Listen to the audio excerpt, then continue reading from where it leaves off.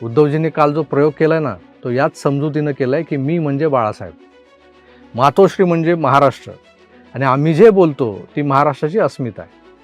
हेच ते गैरसमज आहेत ज्यांच्यामुळे शिवसेना अस्तित्वहीन होत गेली आहे.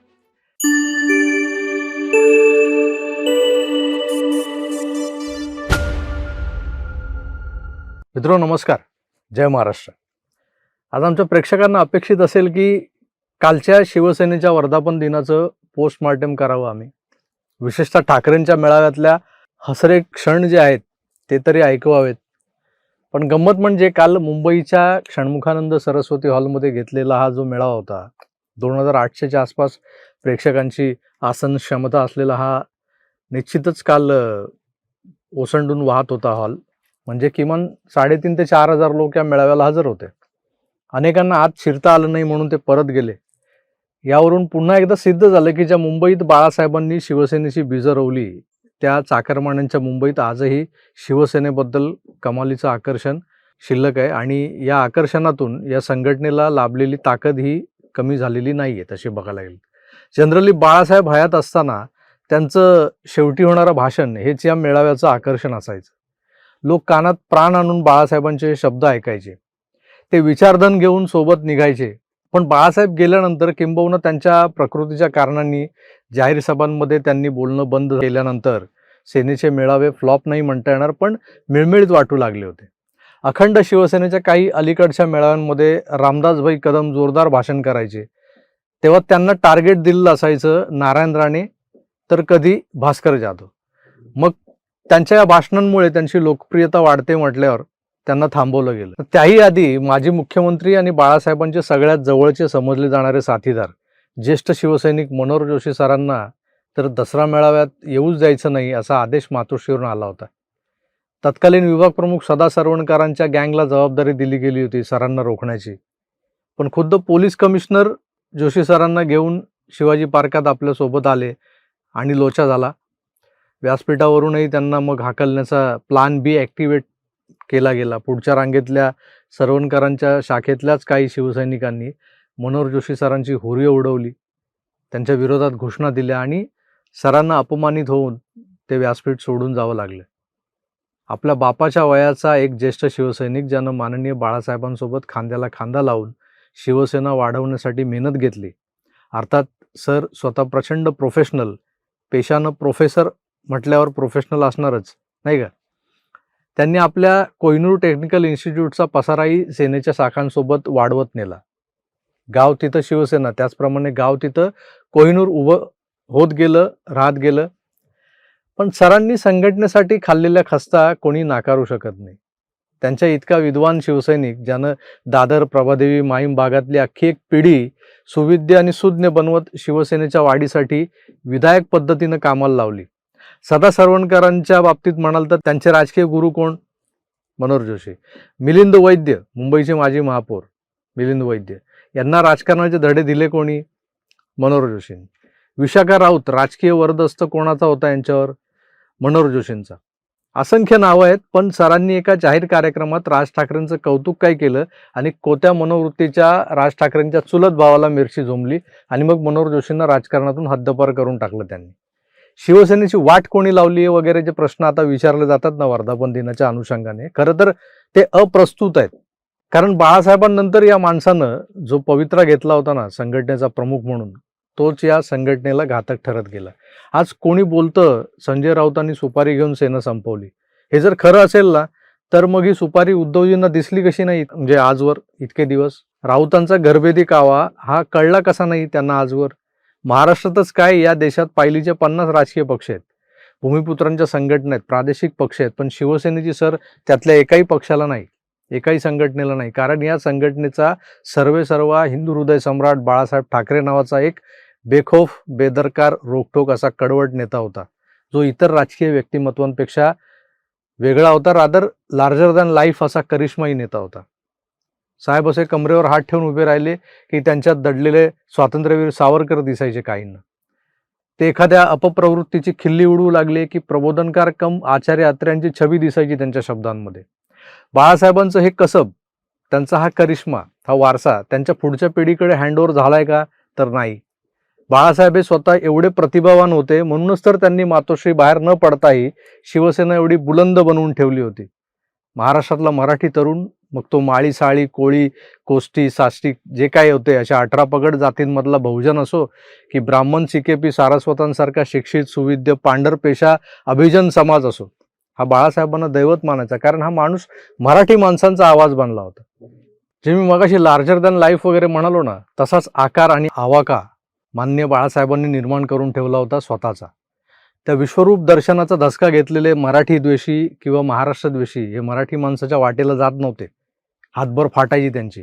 हा जो काय भीमकाय आकार, जी खरं तर आभासी सावली होती एक बाळ केशव ठाकरे नावाच्या एका कल्पक व्यंगचित्रकाराची.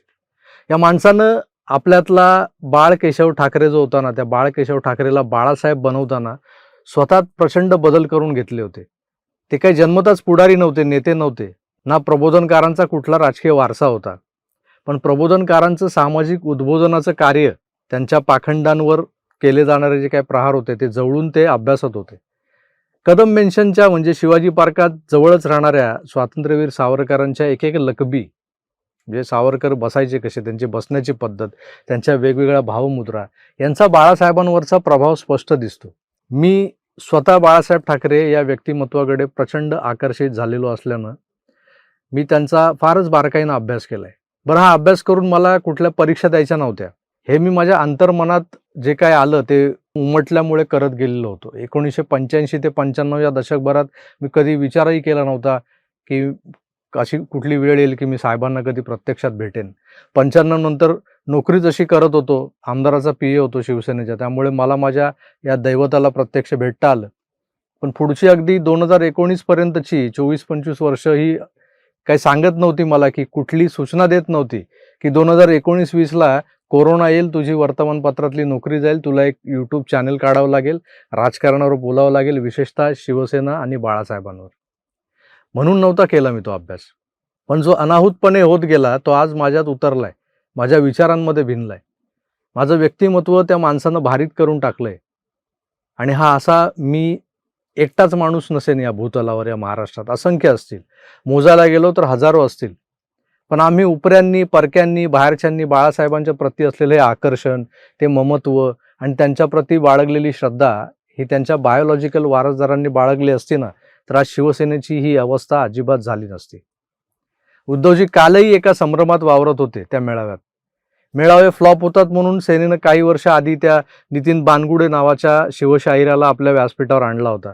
तो सातत्यानं एका वीरश्रीपूर्ण आवेशात, कधी डोळ्यात पाणी आणून, आवाजात कंप निर्माण करून आणि मग असं काहीतरी करून शिवचरित्र सांगताना दिसायचं. तेव्हा किमान शिवसेनेच्या मूळ स्वभावानुसार आणि छत्रपतींच्या स्मरणानं सैनिकांमध्ये वीरश्री तरी संचारायची. पण कालांतरानं वाघाची मांजर झाली असं म्हणावं लागेल. कारण जिथं आव्हानाला प्रति आव्हानं दिली जायची तिथं काय झालं, काल काय झालं, तर अजून एक नितीन आणला होता, नितीन चंदन शिवे. हा आंबेडकरी विचारांचा एक कवी आहे. घाटावरच्या लहेजात तो जे मांडतो ते ऐकतच राहावं असं वाटत असतं आपल्याला. कालही त्यानेच अर्धा तास सभागृहाला बांधून ठेवलं होतं. पण आता चंदन शिवेंच्या काळजाला हात घालणाऱ्या भावनिक सादरीकरणानं समोरचा शिवसैनिक हळवा करून सोडला होता. त्याला वीरश्री बिरश्री काही संचारून घेता आली नाही. खाली बसलेल्या आमच्या सुषमा अक्का ढसढसा रडल्या की हो काल. कित्येक महिलांनी डोळ्याला पदर लावला. पण त्यानंतर खुद्द चंदन शिवे म्हणाला की मी आता थांबतो, कारण वाघाची डरकाळी ऐकायची बाकी आहे. आता खूप आशा लावून बसलेले लोकही तिथे होते.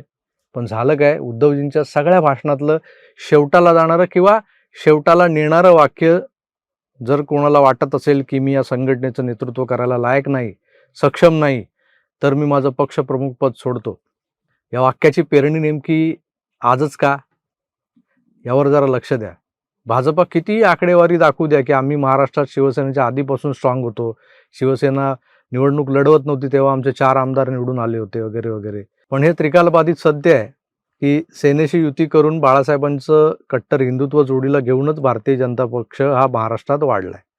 सोबतीला सेनेलाही तेवढाच वाव होता.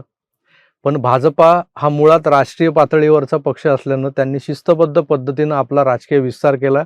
शिवसेनेला ते जमलं नाही. हिंदुत्वाच्या जोडीला त्यांनी माधव व हे ओबीसींना चुचकारणारं टूलकिट वापरलं. भाजपा राज्यात मजबूत बनली, पण अप्पर हँड हा सेनेकडेच होता, कारण बाळासाहेब. त्या वटवृक्षाच्या सावलीत सारेच विसावायचे. अटलजी, अडवाणीजी, सुषमाजी, अगदी राजनाथ सिंगांपर्यंत या भाजपच्या ज्येष्ठांना महाराष्ट्रात आलं तर मातोश्रीवर हजेरी लावणं हा दंडक नव्हता. पण ते बाळासाहेब ठाकरे या त्या मोठ्या सावलीला गोंजारायला यायचे, आशीर्वाद घ्यायला यायचे. प्रमोद महाजन तर मातोश्रीवर महिन्यातून एकदा तरी जायचे ते हयात असेपर्यंत. बाळासाहेबांचं या सगळ्या मंडळींवर निर्व्याज प्रेम होतं. त्यांच्या येण्यानं बाळासाहेबांना आनंद व्हायचा. त्यांचा अहंकार वगैरे सुखावायचा असं नाही म्हणणार मी, तर लिटरली आनंद व्हायचा. कारण साहेब हे मनानं साफ होते. पण मनानं साफ असलेला माणूस तितकाच भोळा होता. राजकारणातले छक्के पंजे त्यांना फारसे कळायचे नाहीत. कित्येक निवडणुकांमध्ये प्रमोद महाजन हे संघाच्या मुशीत तयार झालेल्या काही जाडजूड मिशा असलेल्या, जाड भिंगांचा चष्मा घातलेल्या चिकित्सक लोकांना घेऊन जागा वाटपाची चर्चा करायला बसायचे. तेव्हा त्यांच्याकडे जाडजूड फायली असायच्या, कागदांवर आकडेवारी असायची. हा मतदारसंघ भाजपलाच द्या, तिथं सेना कमजोर आहे, ही आकडेवारी सांगते, हे बघा ते बघा. मग ते असं सगळं करून साहेबांच्या गळी उतरवलं जायचं. हा जो जागा वाटपाचा प्रसंग आहे ना, ज्यात मान्य बाळासाहेबांच्या भोळेपणाचा किंवा राजकीय भोळेपणाचा फायदाही घेतला गेला आहे भाजपकडून, त्या प्रसंगाचे एक प्रत्यक्षदर्शी आहेत. त्यांना सोबत घेऊन या विषयावर मी एक पॉडकास्ट पुढच्याच आठवड्यात करणार आहे. तुम्ही तो जरूर बघा. थोडंसं विषयांतर झालं पॉडकास्ट वगैरे. तर मुद्दा असा होता, बाळासाहेब म्हणजे लार्जर दॅन लाईफ सावली होती. भाजपवाले त्यांच्यावरच्या आदरापोटी, आदरयुक्त दराऱ्यापोटी, भीतीपोटी, ते म्हणतात ना, भयबिन प्रीत कहा, तर भीतीविन प्रीती नाही, ते तसंच होतं साहेबांचं. पण ते साहेब होते. उद्धवजींचं गणित कुठे गणलंय माहिती आहे तुम्हाला? तर ते स्वतःला उद्धव ठाकरे कमी आणि बाळासाहेब ठाकरे जास्त समजतात. बाळासाहेब कमरेवर हात ठेवून उभे राहिले ना आणि समोर जमलेल्या तमाम जनसागरावर एक नजर ते जेव्हा टाकायचे ना, एक नेता आपल्या अनुयायांना निहाळतोय, राजा आपल्या प्रजेकडे पाहतोय असं वाटायचं. उद्धवजी ही नक्कल करतात, ही लकब वापरून बघतात हल्ली सतत. पण त्यांनी कमरेवर हात ठेवले की मागे एक बॅकग्राऊंडला म्युझिक वाजते. मग तिथे बाळासाहेबांची ऐट, तो दिमाग, तो दिसत नाही. काय दिसतं? आजचा भाजपा हा बाळासाहेबांच्या आदरयुक्त भीतीखाली दबलेला भाजप नाही आहे, तर तो एक राष्ट्रव्यापी काय, तो जगातला सर्वात मोठा राजकीय पक्ष बनलेला आहे. त्यामुळे भाजपचे शीर्षस्थ नेते म्हणजे आता मोदी असतील, शहा असतील, हे तर स्वतःच एक लार्जर दॅन लाईफ वाल्या स्टेटसला आलेले आहेत. तर ते कशाला आता मातोश्रीवर उद्धव ठाकरेंसारख्या एका छोट्या प्रादेशिक गटाच्या नेत्यापुढे झुकायला येतील? पण उद्धवजींना हे समजून घेणं आणि पचवणं दोन्ही अवघड झालंय, की तुम्ही बाळासाहेब ठाकरे नाही आहात. तुम्ही बाळासाहेब ठाकरे नाही आहात. भाजपवाले हिंग लावूनही विचारत नाहीत. आता शिल्लक सेना ही हातातून सुटत चालली आहे. मग त्यांच्यातले बाळासाहेब जागे झाले आणि बाळासाहेबांनी 1992 साली दसरा मेळाव्याआधी सामनात जो अग्रलेख लिहिला होता, त्यानुसार मी शिवसेना प्रमुखपद सोडतोय असं ते बोलले होते. त्यांची उद्धवजींनी काल ओढली. आधीच त्या नितीन चंदनशिवेंनी हळवं केलं होतं वातावरण सगळं. त्या वातावरणात पुन्हा एकदा माहेरची साडीचा प्रयोग लावण्यात आला. पण मी नेतेपद सोडतो, मी पक्षप्रमुखपद सोडतो हे बोलायला आणि त्याचा इम्पॅक्ट शिवसैनिकांवर व्हायला तुम्ही काय बाळासाहेब आहेत का? बाळासाहेबांनी शिवसेनेत घराणेशाही आणू नये, राज आणि उद्धवला आमच्यावर लादू नये, असं मुद्दाम कोणीतरी पसरवलं होतं. खरं तर या दोघांना, किंबहुना उद्धवजींनाच शिवसैनिकांवर लादण्यासाठी जे काही नेपथ्य तयार करायचं होतं, म्हणून बाळासाहेबांनीच ही पुढी सोडली होती. तेव्हा बाळासाहेबांना दैवत मानणारे, त्यांच्यावर प्रेम करणारे सारेच अगदी तुमच्या आमच्यासारखे मराठी तरुण हवालदिल झाले होते. कारण बाळासाहेब हाच तर आमचा जनरेटर होता. बाळासाहेब म्हणजे आमचं पॉवर सप्लाय सर्किट होतं. ते तर बंद झालं तर सगळंच बंद. शिवसैनिक तेव्हा चवताळून उठला, पेटला. साहेबांच्या हातापाया पडून त्यांना विनवण्या करून तो निर्णय त्यांना मागे घ्यायला लावला. पण एक लक्षात घ्या, शेवटी ते बाळासाहेब होते, हे उद्धवजी आहेत. उद्धवजींनी काल जो प्रयोग केलाय ना, तो याच समजुतीनं केलाय की मी म्हणजे बाळासाहेब, मातोश्री म्हणजे महाराष्ट्र, आणि आम्ही जे बोलतो ती महाराष्ट्राची अस्मिता आहे. हेच ते गैरसमज आहेत ज्यांच्यामुळे शिवसेना अस्तित्वहीन होत गेली आहे. आज नावात ठाकरे आहे जरूर, पण महाराष्ट्राच्या अस्मितेचा किंवा मराठी माणसाचा खरा ब्रँड कोण होता? तर बाळासाहेब, नुसते बाळासाहेब. ठाकरे हा ब्रँड असताना तर तो आजही टिकला असता, कारण 2-2 ठाकरे आहेत आज महाराष्ट्रात. पण बघा, बाळासाहेब आजही एक ब्रँड म्हणून तुमच्या आमच्या मनात आहेत. उद्धवजी, तुम्ही म्हणजे बाळासाहेब नव्हे. तुम्ही या गैरसमजातून बाहेर या आणि मग बघा, कदाचित तुमचा पक्ष जरूर उभारी घेईल. तुर्तास इथेच थांबतो. पुन्हा भेटूच. तोवर आपली काळजी घ्या. आणि आज काही टिवल्या बावल्या केल्या नाहीत, कुणाची भंकस मस्करी केली नाही, म्हणून कदाचित काहींना पटेल न पटेल हा एपिसोड, तरीही जे सत्य दिसतंय, समोर दिसतंय, ते मांडण्याचा प्रयत्न केलाय. यावर तुमच्या कमेंट्सही येऊ द्या. पुन्हा भेटूच. धन्यवाद. नमस्कार.